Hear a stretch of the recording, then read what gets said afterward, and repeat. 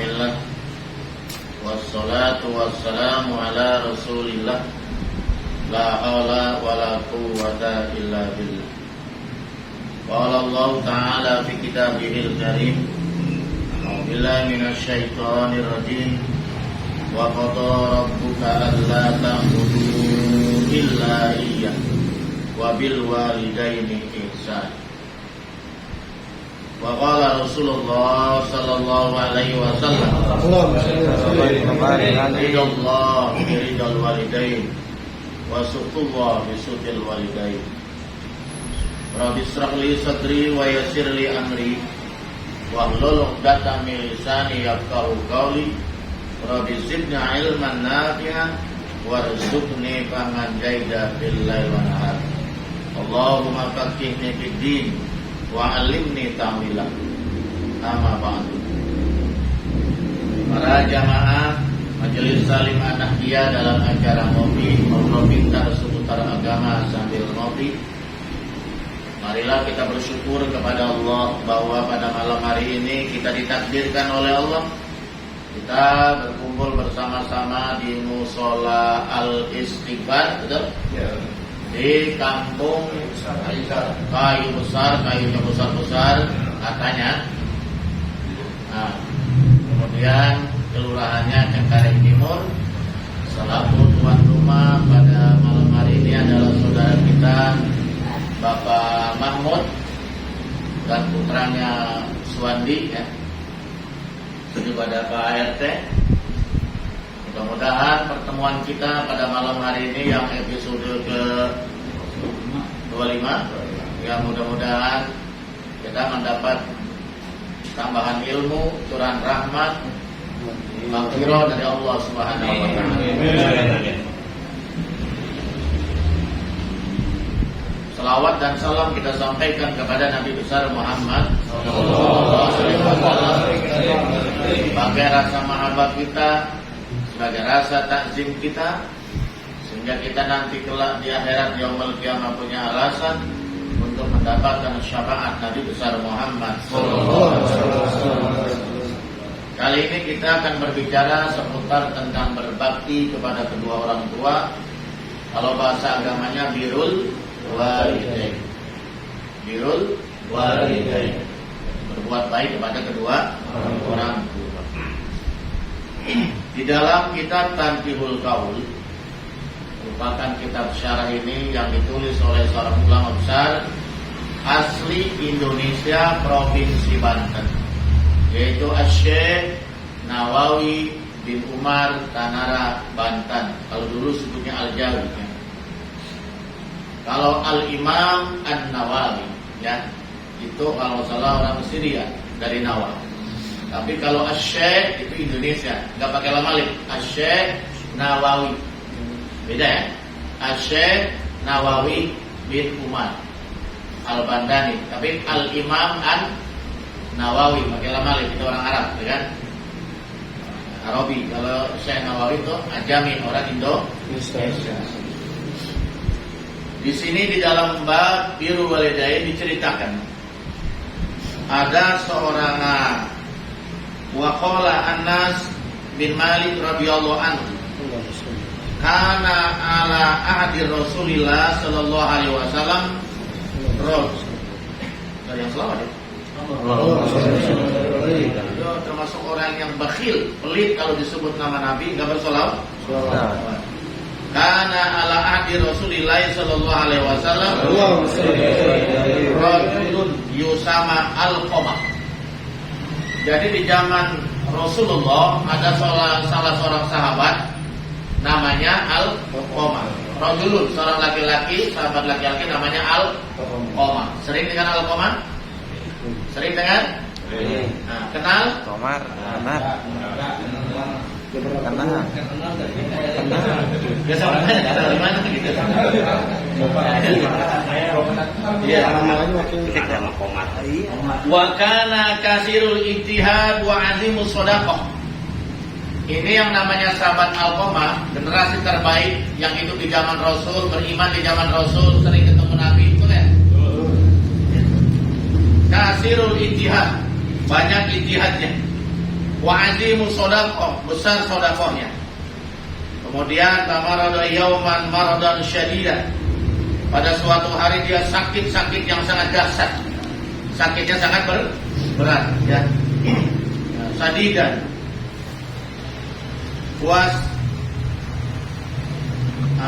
wastadda maradun, dan semakin berat sakitnya. Jadi enggak sembuh. Sakitnya berat bertambah berat penyakitnya ini ya. Kemudian fa ba'asat zaujatuhu ila Nabi sallallahu alaihi wasallam. Jadi istrinya ini mengutus datang kepada Rasulullah sallallahu alaihi wasallam. Maqalat, kemudian berkatalah istrinya Alqamah, "Ya Rasulullah, wahai Rasulullah, inna zauji, sesungguhnya suamiku, yaitu Alqamah, fi naz'i ruhihi, dalam keadaan sakratul maut," kalau bahasa kita ya.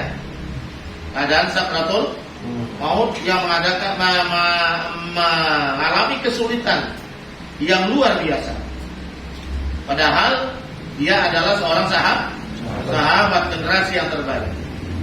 Aradtu an ulimaka bihali, aku berkehendak akan mengasih tahu tentang keadaan istriku kepada engkau ya Rasulullah. Faqala Nabi sallallahu alaihi wasallam li ashabihi, kemudian bersabda Nabi Muhammad sallallahu alaihi wasallam kepada para sahabatnya, "Intaliqu bina ilaihi." Ayo, kalau begitu kita pergi ya. Kita pergi bersama-sama, kita melihat Alqamah. Qala falamma daqalu alaihi qala lahu Nabi sallallahu alaihi wasallam. Ke rumahnya Alqamah ya. Kemudian Rasulullah sallallahu alaihi wasallam menanyakan kepada Alqamah, "Ya Alqamah, wahai Alqamah, kaifa tara halaka, bagaimana keadaanmu?" Bahasa kita begitu. Ya. Balan yantik, enggak bisa ngomong karena sedang sakratul maut, sakitnya sedang luar biasa. Falamma ra'ahu lam yantik bi syai'in, ketika Nabi itu melihat keadaan Alqamah yang tidak bisa berbicara sedikit pun, maka alima annahu halikun, bahwa Rasulullah ini tahu bahwa ini orang celaka ini kalau begini ya. Ya, karena kita ini saja nggak bisa berbicara. Falaqanahu Nabi sallallahu alaihi wasallam. Kemudian Nabi mentalqin, membimbing, mengucapkan la ilaha illallah wa asyhadu an la ilaha illallah, asyhadu anna Muhammadar Rasulullah. Nah itu, asyhadata falam yantik, tidak bisa mengucapkan itu syahadat. Masya Allah, geger ya. Bahkan roro alaihi miraron alam yantik ma'alima annahu halikun.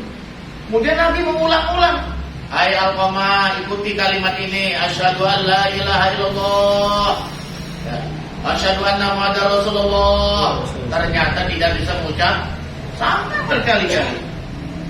Ternyata tidak bisa. Falam yantik, tidak bisa mengucap ma'alima annahu halikun.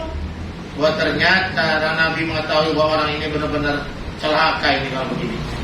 Faqala Nabi sallallahu alaihi wasallam, kemudian Nabi ini bertanya, "Alahu abun, apakah ini Alqamah punya seorang bapak?"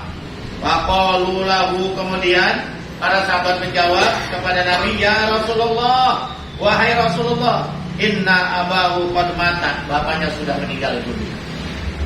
Jadi dia ini bukan punya bapak.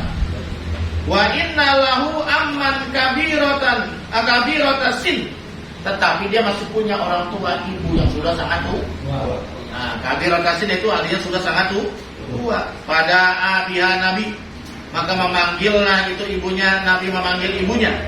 Fa atau biha ilaihi, kemudian datanglah para sahabat, dengan sahabat itu membawa ibunya ilaihi kepada Nabi sallallahu alaihi wasallam. Jemput tuh ibunya, dicari.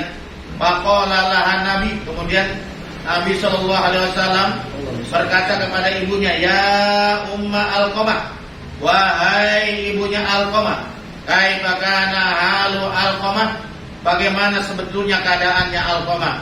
Faqalat, kemudian menjawab ibunya Alqamah, ya Rasulullah, kana yasumu wa yatasaddaq wa yatasaddaq, bahwa Alqamah itu adalah orang yang berpuasa, wa yatasaddaq, kemudian juga bersedekah, wa yusolli, dia juga sholat, wa kana fa'ilan lil khair, dia juga sedang berbuat kebaikan. Walakinni sakhitatun alaihi, tetapi aku murka kepadanya. Kata siapa ini? Kata ibunya. Tapi saya kesal, saya murka kepada Alqamah. Kenapa? Li'annahu kana yu'assiru jauzatahu ala ummi. Karena Alqamah selalu melebih utamakan istrinya ketimbang ibunya. Tuh, kelemahannya Alqamah di situ. Sahabat, generasi terbaik. Betul. Tapi ketika sakratul maut sulit mengucapkan kalimat la ilaha illallah. Geger. Ternyata ibunya murka kepada dia. Ya, ibunya murka kepada dia. Faqala Nabi sallallahu alaihi wasallam. Kemudian Nabi bertanya lagi. Liba di ashabihi, dengan sebagian para sahabat-sahabatnya. Intolik wajma hatoban hatta uhriko binar. Kumpulin. Ayo coba pergi sana, ambil kayu bakar, kumpulin sini. Kalau gitu akan aku bakar ini Alqamah. Waqalat, begitu mendengar ucapan Nabi membakar putranya, ya Rasulullah, wahai Rasulullah, la taf'al biwalidayya, jangan kau lakukan itu kepada anakku, jangan kau bakar itu anakku. Wasamrati ibu abi, dan dia adalah jantung hatiku. Coba ini, itulah ibu. Biar lo kesel bagaimana kalau anaknya mau dibakar, gak sanggup itu. Makanya kata orang, panjang kasih ibu sepanjang masa, kasih anak sepanjang jalan. Masya Allah. Kemudian Faqala Nabi Sallallahu Alaihi Wasallam bersabda, fa'azabullah asyaddu, bahwa sungguhnya azab Allah lebih dahsyat daripada dibakar di dunia. Ya, nanti azab Allah itu akan lebih dahsyat. Innallaha ta'ala lam yardo ila biridoti. Allah tidak akan redo kepada Alqamah kecuali ibunya redo. Bukan kan, Rasul? Allah tidak akan redo kalau ibu gak redo. Azab Allah itu lebih dahsyat nanti di akhirat. Lebih baik saya bakar saja di dunia kalau ibu tidak meredoinya. Wala yaqbalu salatahu wa siyamahu wa sadaqatahu ma dumti saqitatan alaihi. Wana Alqamah itu tidak akan diterima salatnya, tidak akan diterima puasanya, tidak akan diterima sedekahnya selama ibu masih murka tidak meredoi kepada Alqamah. Begitu kata Rasulullah sallallahu alaihi wasallam. Kemudian ibunya berkata, ya Rasulullah, wahai Rasulullah, Ushidullah wa ushiduka. Aku bersaksi kepada Allah dan kepada engkau, anni qad raditu alaik, sungguh aku telah meridhoi Alqamah. Nah, setelah ibunya mengatakan redho, kata kedaman Nabi kemudian maju sallallahu ila Alqamah. Maju dia kepada Alqamah, mendekati Alqamah, walaqanahu syahadah, kemudian ditalqin, ya. Ditalqin, dibimbing kalimat la ilaha illallah, fanataqa biha. Kemudian dia bisa mengucapkannya kalimat itu. Wa mata saat dan mati ketika itu. Masya Allah. Coba itu. Ahli sedekah, ahli ijtihad, ahli sholat, ahli apa lagi? Semua kebaikan dikerjakan. Ahli puasa. Tapi semuanya sia-sia kalau saat mati tidak mendapat ridho Allah, ridho orang tua, Allah pun tidak ridho. Makanya terkunci lidahnya aku. Tapi setelah ibunya mengatakan ridho, terbuka. Karena ridho ibunya, maka dia wafat dalam keadaan husnul. Coba kalau ibunya nggak ridho itu, dia mati dalam keadaan su'ul. Alhamdulillah, subhanallah. Disinilah kesimpulannya betapa pentingnya kita mencari ridho kedua orang tua. Untuk mendapat keriduan orang tua, maka marilah kita berbuat baik, berbakti kepada kedua orang tua. Wallahu a'lam bishawab. Assalamualaikum warahmatullahi wabarakatuh. Saya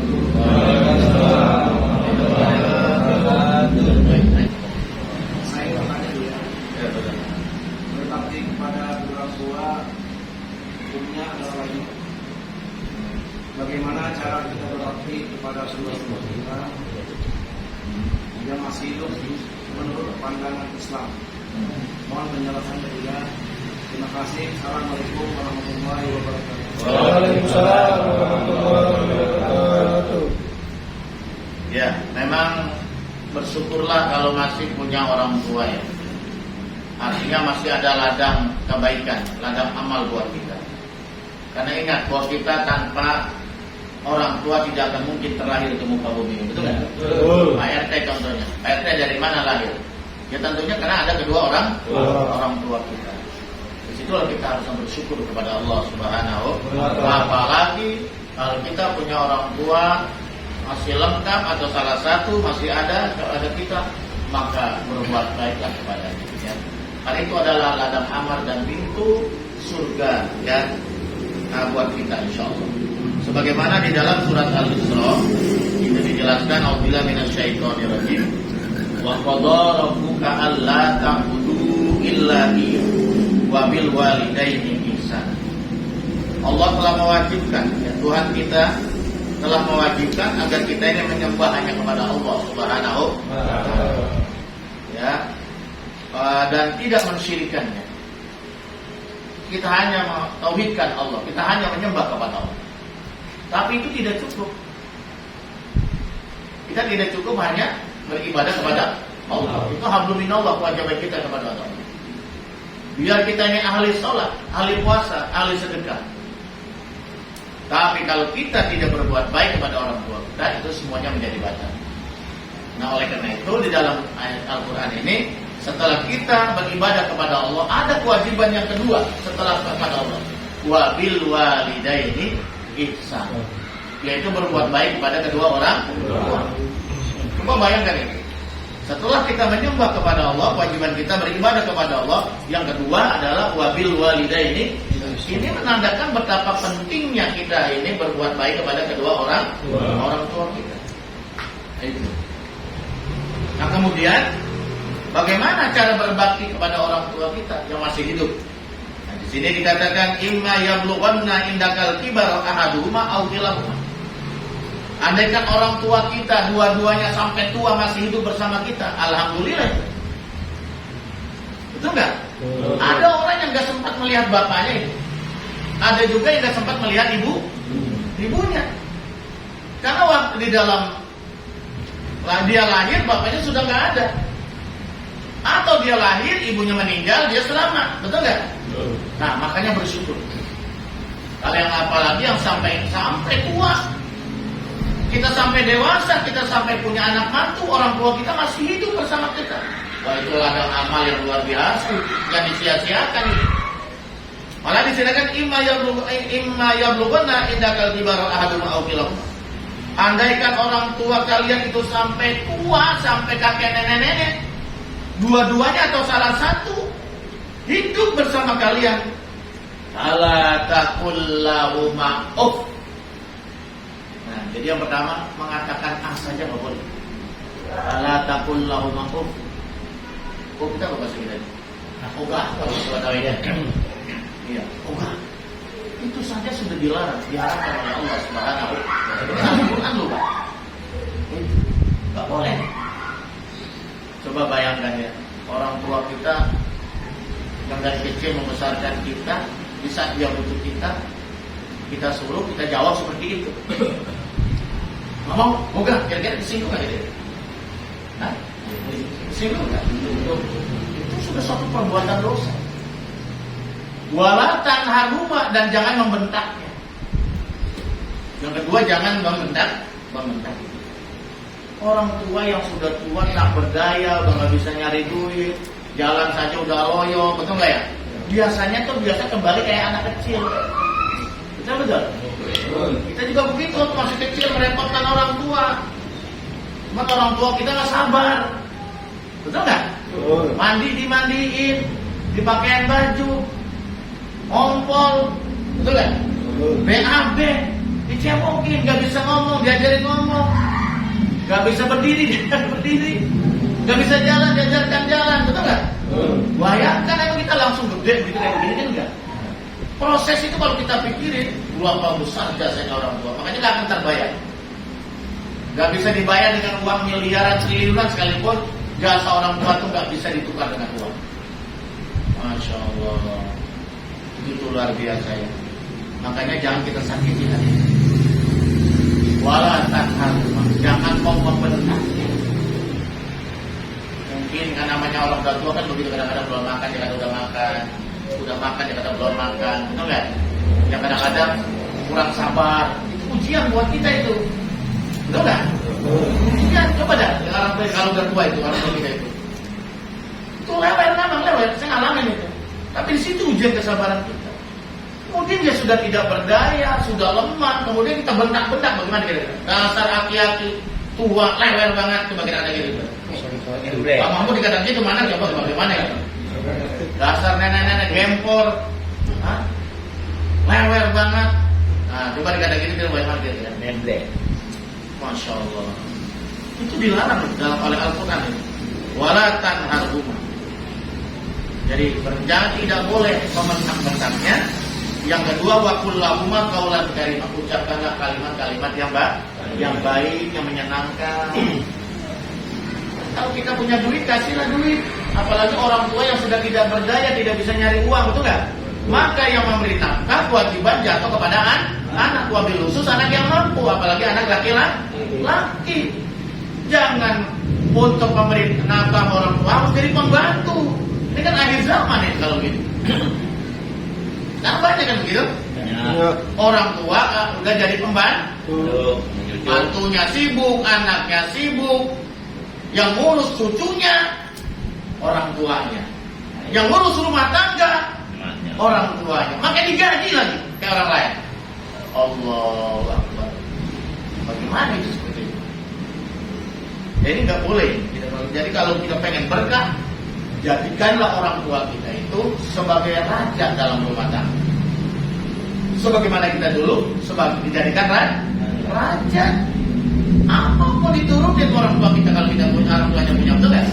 Nah sebaliknya jika orang tua itu sudah tua, sudah lama, cobalah jadikan raja di dalam rumah tangga. Insya Allah berkah. Jangan dijadikan pembantu. Sekarang jadi gejala umum itu. Ya, tapi kalau dia sekedar membantu karena dia iseng mengurus cucunya, ya udah apa-apa, betul ya? Kalau dia sekedar ingin membantu, pengen nyapu, silakan, tapi jangan dijadikan tugas wajib. Kalau nggak ngepel domelin, kalau nggak masak domelin, kalau nggak ngurus cucu domelin. Lah ini anak durhaka ini begini. Masya Allah. Kenapa pada diem? Apa kesinggung kali ya?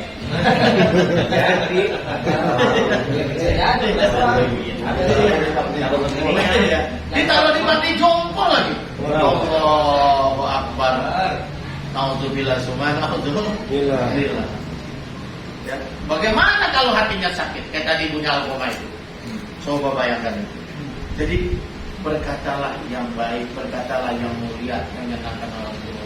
Oh saya mah anak ekonominya rada lemah. Ya kalau bisa bagi uang ya berkatalah yang baik-baik, doakan orang tua datang, betul ya? Betul. Ya orang tua datang aja udah senang, betul ya? Iya datang aja udah senang, bawa cucu, gitu kan gitu ya? Iya. Kalau kita bawa ada yang kalau kita punya rezeki kasih apa yang dia suka. Itu kesempatan sebagai ladang akhirat dan supaya kita berkah. Wa fi lahuma janaha dzulli minar rahmah. Dan rendahkanlah diri kita di hadapan orang tua kita dengan penuh kasih sayang. Jangan sombong dengan randang renteng, abang sudah kaya. Betul ya? Betul. Akan kayak juragan di depan orang tua, masya Allah. Walaupun dia profesor, doktor, kiai, ulama, sehebat apapun, kalau orang tua rendahkan serendah-rendahnya, gak ada artinya itu semua tanpa ridho orang tua. Orang lain boleh bertantang tengek depan orang, kayak orang tua nggak boleh. Ini Quran loh, Quran. Tapi lauma jana azuli minal rahman. Terus yang selanjutnya, wa qur rabbirhamhuma kama rabbayani shaghira. Doakan. Doakan ke orang tua kita. Rabbighfirli wa liwalidayya warhamhuma kama rabbayani. Itu salah satu juga berbakti pada orang tua kita. Doakan itu. Malah dalam satu keterangan, barang siapa yang memutus doa dengan orang tuanya, maka diputus juga rezekinya oleh Allah. Jadi mendoakan orang tua itu menarik rezeki berarti. Jadi jangan kita putuskan doa kita pada orang tua setiap ada sholat ya. Rabbighfirli wa liwalidayya warhamhuma kama rabbayani. Bahkan kalau perlu waktu sujud terakhir dalam sholat baca Rabbighfirli wa liwalidayya warhamhuma kama rabbayani 3 kali balik.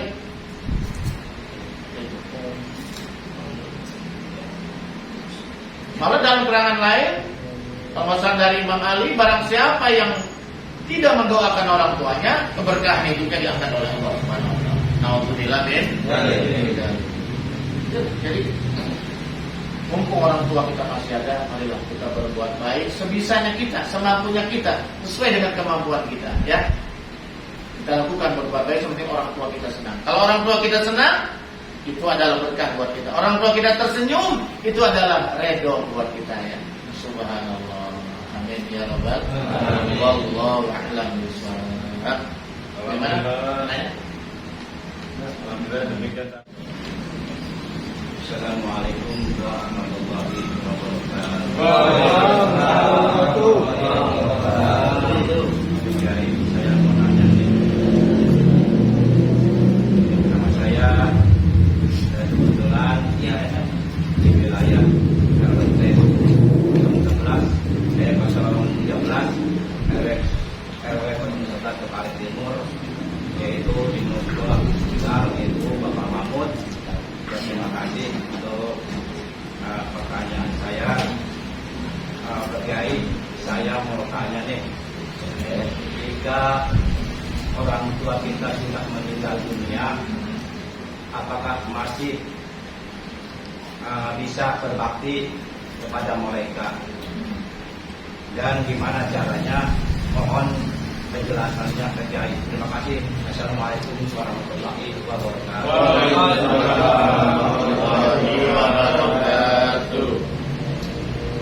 Ini yang nanya Pak RT yang punya wilayah ini. Jadi ternyata berbakti kepada kedua orang tua itu tidak hanya masih di dunia. Walaupun kedua orang tua kita telah meninggal dunia, tidak terputus, kita masih tetap bisa berbuat baik kepada kedua orang tua kita. Apalagi yang merasa waktu hidupnya kurang dekat dengan orang tua, waktu masih hidupnya belum sempat banyak berbakti kepada kedua orang tua.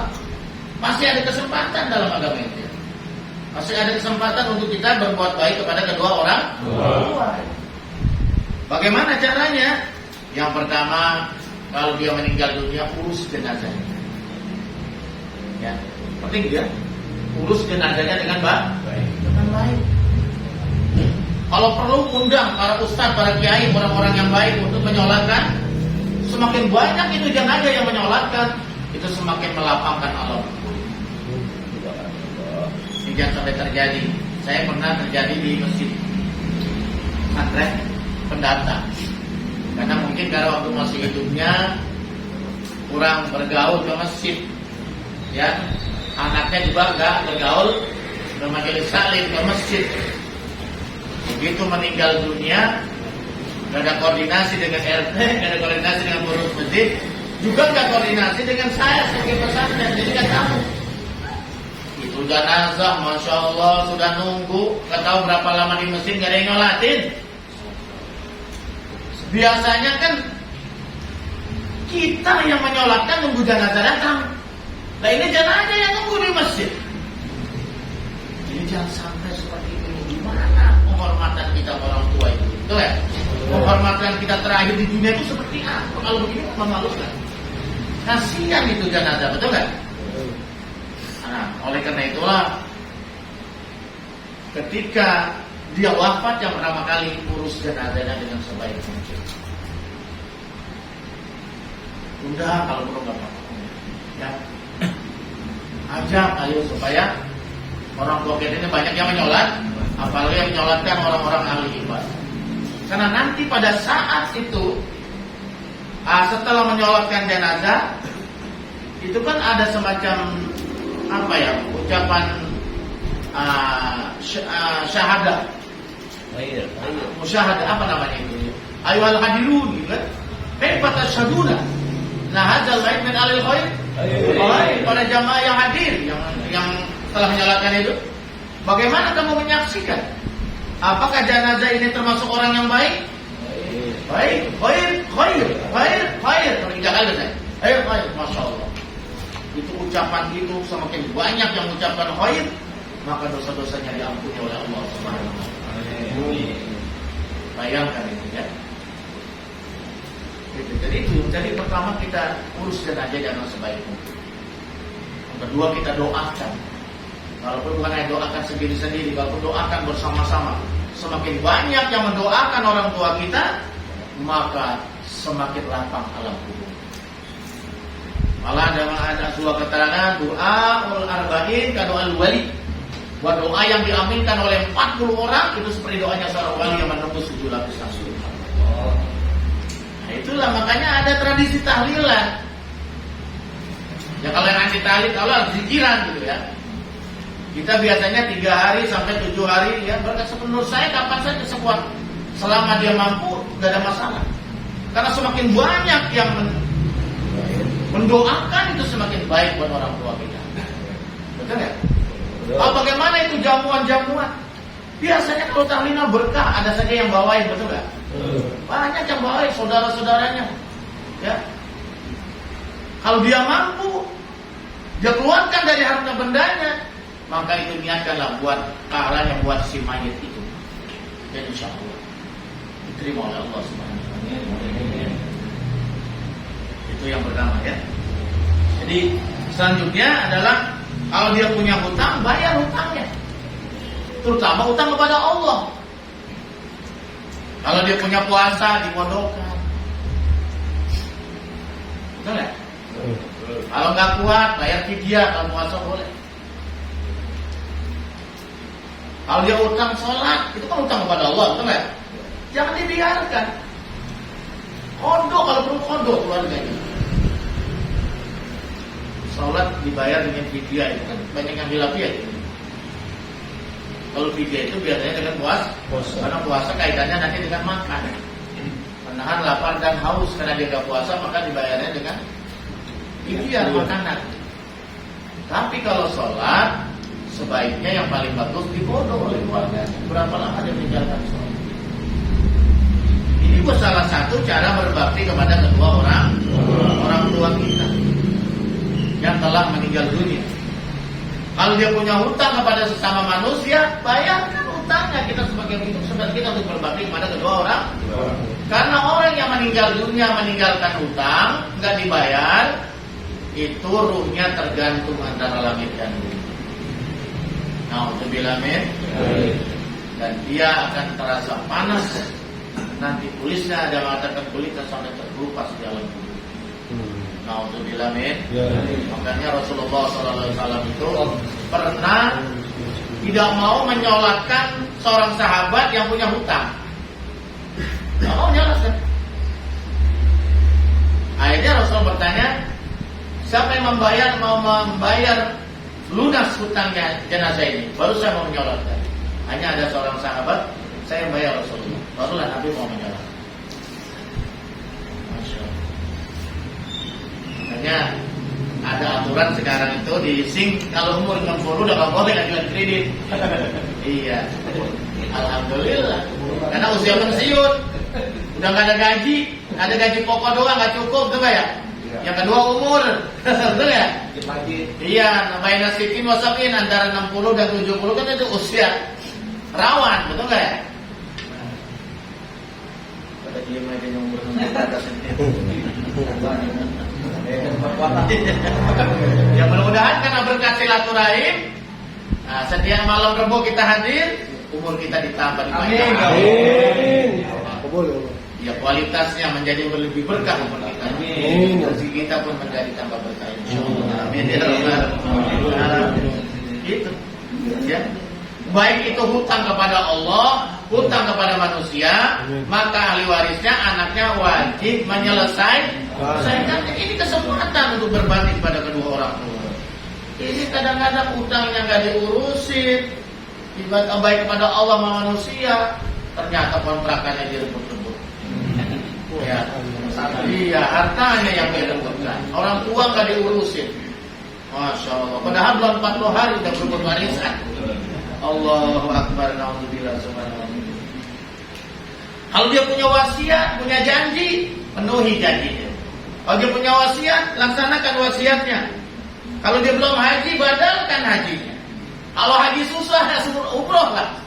Karena sekarang data yang terakhir ini di Tangerang saja itu 22 tahun masa tunggunya.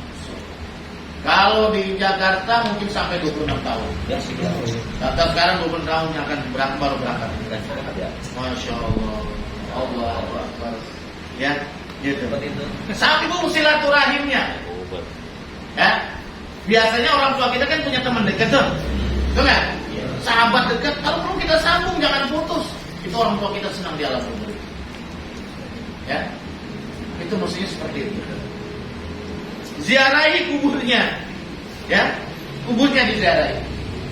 Ini enggak kuburan sampai bulukan. Iya, sampai nungguin alang-alang. Saking rumputnya banyak, gak diziarahi, gak kurus. Akhirnya apa? Buat ngamon kebo. Kan jangan dulu Pak. Buat ngamon kambing, buat main layangan. Ini anak durhaka yang begini. Iya, ambruk dibiarin saja, nggak ada tanda batu nisannya. Sampai akhirnya cucunya yang beberapa tuh nggak tahu mana kuburan bawah. Karena anaknya tuh sampai cucunya nggak tahu di mana kuburannya. Rata kayak gitu. Nggak diziarahin, nggak ada tandanya lagi, betul kan? Allahu Akbar. Nauzubillah, summa nauzubillah. Ya, ziarahi. Doakan setiap pada sholat, ziarahi kuburnya, rawat kuburnya itu. Ya kalau perlu setiap minggu, kalau nggak minggu sebulan sekali. Ini mah kagak. Setahun cuma 2 kali, itu juga kadang kagak. Allahu Akbar. Betapa kejamnya di kau. Lewat terus ya Pak. Iya, udah lewat terus. Itu orang tua, makanya kalau kita ziarah itu orang tua kita senang sekali gitu. Gitu kan?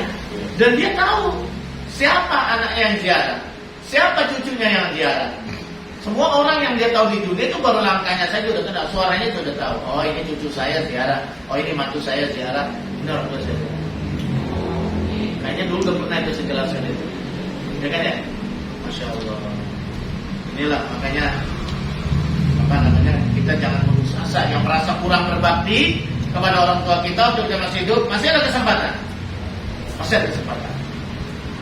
Minimal setiap pada sholat jangan lupa berdoa. Ya kan?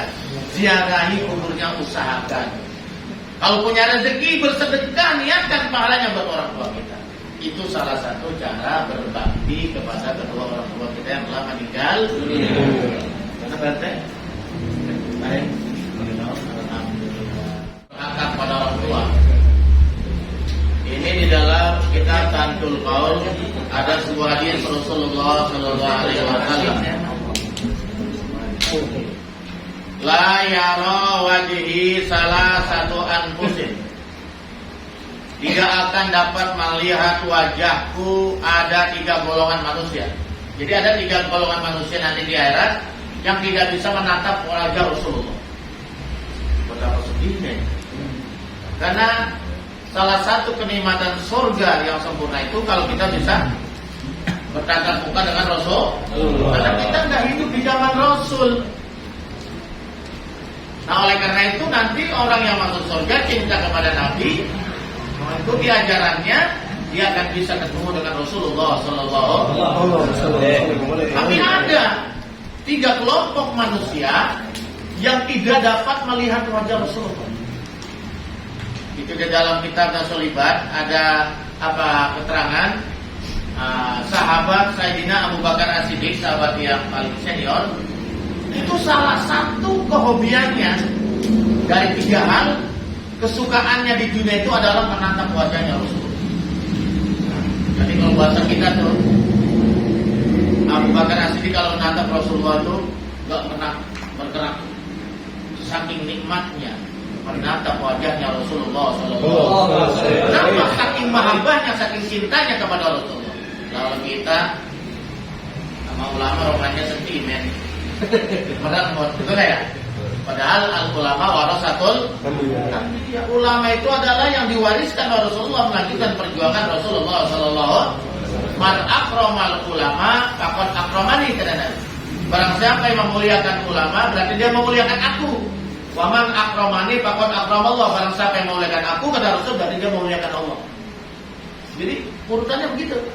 Wa man akramallah, barang siapa memuliakan Allah, maka jannah, maka tempatnya di surganya Allah Subhanahu wa taala. Namanya mau langsung aja Quran hadis. Dari mana kita bisa paham Quran hadis tanpa para ulama, betul nggak? Kita tahunya itu bagaimana cara sholat, bagaimana kita berakidah, bagaimana ibadah dengan baik, bagaimana berakhlak dengan baik. Bagaimana kita bisa? Kalau bukan melalui para ulama, melalui ilmu-ilmunya, melalui kitab-kitabnya yang dia tulis, yang dia karang, betul nggak? Kalau kita udah pandai berbahasa Arab, nah, memahami Al-Quran itu syaratnya sangat banyak supaya kita paham, betul nggak? Kalau terjemahan doang, ya Allah, nggak bisa. Inilah. Makanya di sini ada 3 nanti manusia yang tidak mendapat melihat wajahnya Rasulullah SAW.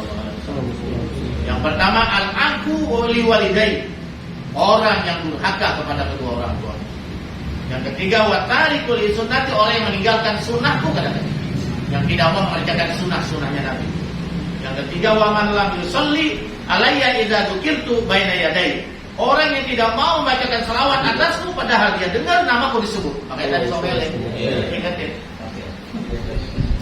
Disebut nama Rasulullah, dia tidak berselawat. Itu bakhil. Pelit, medit, koret, tanda kuning, bulu gasir. Konflik dah. Iya. Jadi salah satu tadi sampai nanya, karena Andrianto, orang yang durhaka kepada orang tuanya, salah satunya dia tidak melihat wajahnya Rasulullah. Itu yang pertama. Yang kedua, diputus rezekinya oleh Allah. Ya. Jadi orang yang durhaka kepada orang tua itu biasanya rezekinya rada sedikit. Betul kan? Karena tanpa reda orang ada aja masalah nih. Kadang-kadang usahanya patah di tengah jalan, bangkrut di jalan, apa saja diusahakan itu nggak pernah maju. Kadang-kadang bininya susah diatur, anaknya bandel-bandel. Kenapa? Karena tidak ada keberkahan, karena tidak ada ridho dari kedua orang tua. Diangkat keberkahan itu. Nauzubillah min dan dimurkai oleh Allah Subhanahu wa taala. Ridha Allah biridal wa suhtullah bisuhtul walad. Jadi ridhonya Allah itu tergantung ridhonya orang tua. Murkanya Allah tergantung murkanya. Contohnya tadi Al-Qamah. Kenapa Al-Qamah seorang sahabat yang begitu hebat ahli ibadah, generasi terbaik hidup di zaman Rasul, susah sakratul maut.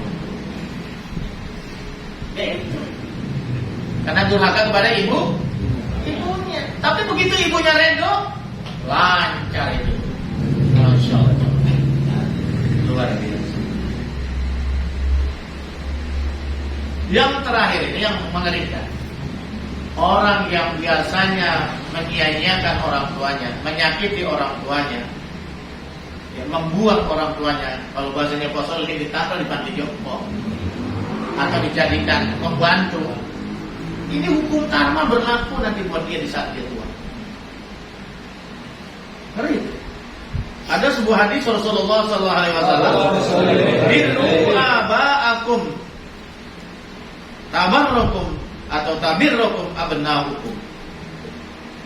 Buat baiklah, berbaktilah, berbuat baiklah kepada aba'akum. Kalau aba'akum bapak-bapak kamu maksud umat kamu. Jadi kalau disebut bapak, ibu juga ngikut. Berbuat baiklah kepada kedua orang tua kalian, kepada bapak-bapak dan ibu kalian. Tapi rabbum abnaukum, nanti pun anak-anak kamu akan berbakti kepada kalian. Jadi kalau sekarang ada yang orang tuanya disia-siakan, siap-siap hari tuanya pun dia akan disia-siakan oleh anak. Mau gitu? Nah. Kalau sekarang ada orang tuanya dia buang di panti jompo, siap-siap nanti pun dia akan dibuang di panti jompo. Mau gitu? Barang siapa yang orang tuanya dia hormati, dia santuni, ya, dia bahagiakan hidupnya, dia hormati, maka dia pun nanti anak-anaknya akan hormat kepada dia. Anak-anaknya pun dia akan takzim kepada dia. Nah ini makanya hadis ada hadis hukum karma. Ya. Jadi orang yang durhaka sama orang tua, biasanya balasannya suka tokcer cepat di dunia, belum di akhirat. Betul kan? Kemarin kan begitu. Coba Pak, lihat di sinetron. Contohnya itu. Iya. Masya Allah. Ya mudah-mudahan kita dijauhkan dari hal ini. Kita diberikan hidayah, diberikan taufik oleh Allah agar kita bisa berbakti kepada kedua orang tua, baik yang masih hidup maupun yang telah meninggal. Allah.